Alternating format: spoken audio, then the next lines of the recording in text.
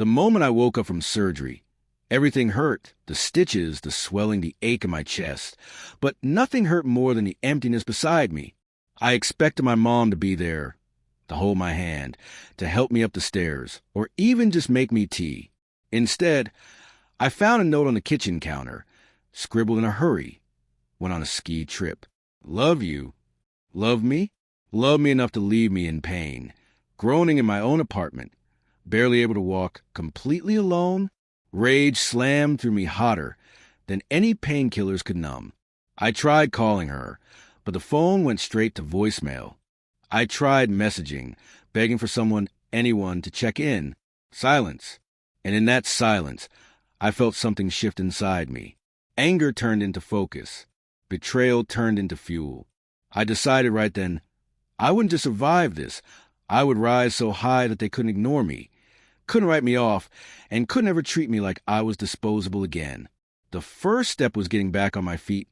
Literally, I forced myself to walk the stairs one step at a time, every twinge of pain sharpening my determination. Then I started reclaiming my independence, cooking for myself, arranging appointments, even learning the exercises the doctors had recommended. While my mom was carving slopes and sipping hot cocoa with her friends, I was rebuilding my life. Slowly, painfully, meticulously. I also started documenting everything. My recovery, my small victories, my growing strength. Social media became my stage. Every post I made was not just a diary, but a quiet statement. I am thriving without you. People noticed.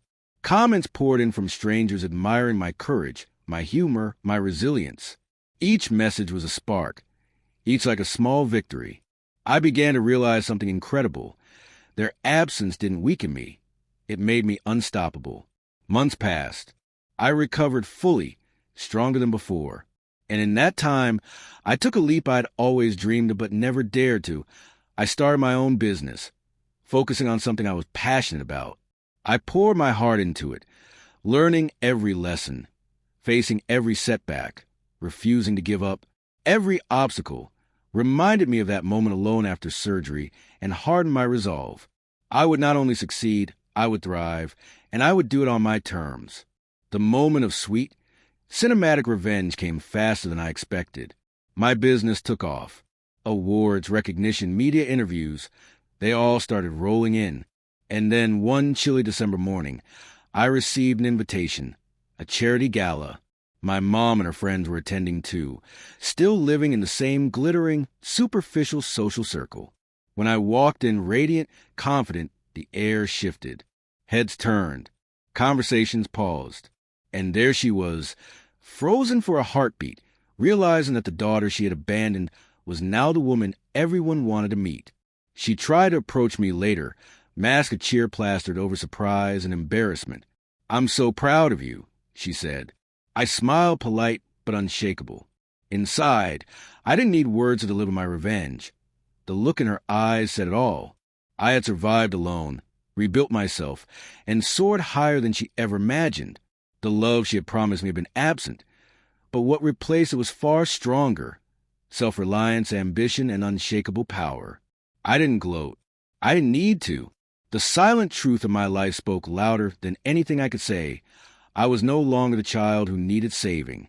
I was the woman who could conquer, who could rise from betrayal, and who would never again be left behind. And every step I took after that night, every business deal, every award, every new friendship, reminded me that the best revenge is transformation, the kind that leaves no doubt, no argument, no apology big enough to matter. By the time they returned from their ski trip, laughing about powder and slopes, I was hosting my own event, one where people listened to me, respected me, and hung on my every word. I saw them from across the room, a flicker of recognition and guilt passing across their faces. And I smiled quietly, savoring the irony. The daughter they left alone was now the one they couldn't ignore. I didn't just survive their absence. I outshined it, and that was the ultimate victory.